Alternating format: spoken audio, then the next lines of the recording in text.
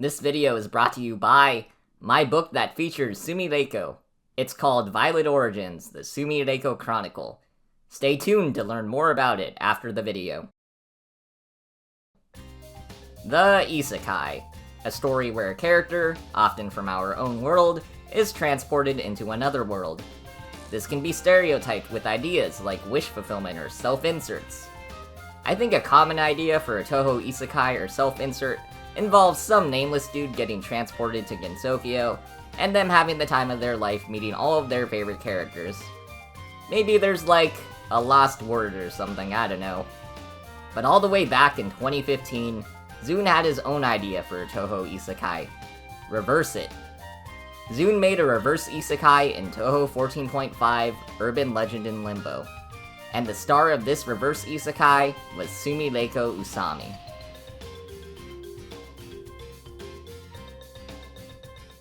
Sumireko is not the first outside world native introduced into Touhou, but she's the first one to stay in the outside world while interacting with the main cast. The first thing I want to compliment Zune for is Sumireko herself. If anyone was going to be transported to Gensokyo from the real world, of course it wouldn't be some random dude. It would be an annoying high school girl. That is so Touhou core, and plays along with Zune's subverting tropes. But then we look at Urban Legend in Limbo structurally. For most of the game's plot, Sumireko isn't exploring Gensokyo. Instead, she's bringing people to her.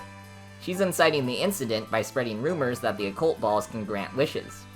When Gensokians bring 7 balls together, she can transport them to the outside world. The person from our world isn't the protagonist, she's the antagonist, and she's bringing people out of fantasy instead of entering fantasy. Gensokyo's residents don't fawn over her, and instead most are annoyed by her.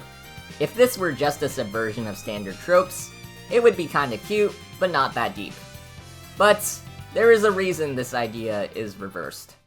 What motivates Sumireko to bring people to the outside world? Is it to try to make new friends? Is it to try to gain power? Well, it's because she's a curious teenager. Sumireko is Touhou's inversion of Chuni, or 8th grader syndrome. This is the idea that with insecurity, teenagers convince themselves that they have special powers to stand out. Well, here's the thing. Sumireko does have powers, and she does stand out. A lot of people have this idea in their mind that Sumireko is shunned by people in the outside world, but she isn't. In middle school, she did start to drive people away, but in high school, people actually liked how different she was and tried to become her friend. Being different isn't framed as bad, which is core to Touhou. But Sumireko pushed people away when they tried to become friends with her because she thought she didn't need any friends. It's a surprisingly optimistic view of outside society. Sumireko is not shunned by the world she's in. Instead, she chooses to isolate herself. Her ventures into Gensokyo are simply something for her to do. There's no higher purpose. That's what a teenager probably would do with special powers. Just mess around until something interesting happens. She doesn't think about the consequences of bringing people to her world because she's super naive. After bringing over countless people to the outside, Sumireko gets tricked by Mamizo into getting trapped in Gensokyo. And then, she gets attacked by a ton of different yokai. This is set up by Kasen and others to give her a good scare. She was bringing people to her world without their consent. How does she feel when she gets stuck in an unknown place? She gets scared by Kokoro and Marissa, but eventually finds safety with Moko. Earlier on in the game, when Moko goes to the outside world, she's initially put off by Sumireko's attitude, but comes to respect her strength. So when Sumireko gets trapped in Gensokyo, Moko guides her to the shrine. Sumireko legitimately made a friend without trying, and she's relieved to have one at this moment. She's been led to think she didn't need friends. But in this instance, she felt relief. Sumireko manages to fight her way back home, but can only stay there temporarily, so she hatches a plan. She's going to use the occult balls to take down the Hakure barrier and go down in glory. What? That doesn't make any sense. Well, part of the fault does belong with Kasen and Mamizo, which I like. In their haste to punish and scare Sumireko, I think they lost sight of the fact that she's just a kid. She thinks she was about to die in a fantasy world by horrific yokai, so her mind jumps to drastic things. But at the same time, a jump to be willing to sacrifice herself to fulfill some grand narrative purpose is weird. And Reimu thinks so too. Reimu came to the outside world to protect the Hakure barrier, but she also says that she's not going to let a human die stupidly in front of her. It's not just protecting the barrier now. She's fighting to save a life. Again, Sumireko is just a kid. A scared, confused kid. This world isolation she's put herself in means that she doesn't have any friends to turn to. She's stuck in her own motivations, and that's a bad way to live life. This isolation means that no one is there to help her, even if she thinks she doesn't need it. But you know who sees that she needs help? Reimu. Reimu fights Sumireko and wins, but doesn't kill her. And when all is said and done, Reimu and the others decide to just send her back home, and to keep an eye on her. This isn't just out of fear that she might try something bad, but also likely out of concern for her well-being.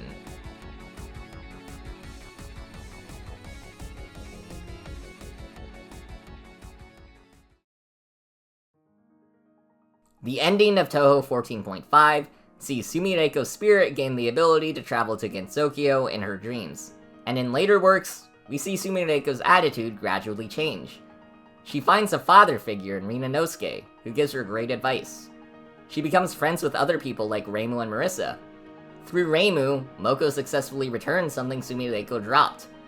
And as said in the Omake, she comes to think that maybe having friends wouldn't be so bad after all. Sumireko starts out by subverting Touhou Isekai and self-insert tropes. She's an annoying teenager who brings people to her out of sheer boredom, instead of being some charming dude who gets sent to Gensokyo. But by the end of the story, she kind of isn't an isekai. But it's through her antagonistic role initially that she gets to develop. She wasn't really shunned in the outside world, but there aren't as many people in the outside who would really relate to her and her powers. Gensokyo is a world where things like that are the norm, and differences are celebrated. Sumireko's growth in the series wouldn't have started without her actions, but I think the main impetus is actually Reimu desperately trying to save her life at the end of the game. Reimu sees that she needs help, and Gensokyo is a place where she can get that help. After her reverse isekai, Sumireko gets her own isekai. But its place in her life isn't to be wish fulfillment. Its place is for her to learn to think beyond herself, and to learn that bringing other people into her life can make her happy. And that is the initial story of Sumireko Usami.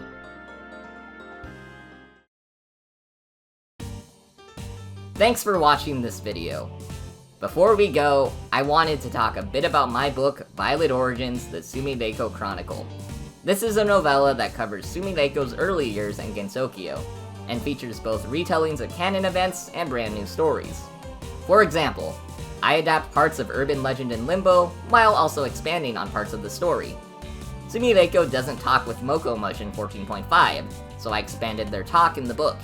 And then for new adventures, you get to learn about things like Sumireko's life in the outside world, as well as see some of her training journeys in Gensokyo.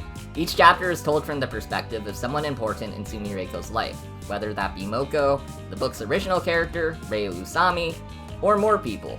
As you might be able to tell, Sumireko Usami is one of my favorite Touhou characters, and so, I wanted to tell my own Sumireko story. If you liked my analysis of 14.5, then I'd like to humbly ask you to go check out my book. There's a link to a webpage for buying it in the description with information on digital and physical copies, as well as an accompanying album. You can also read the first chapter of the book for free. Thanks!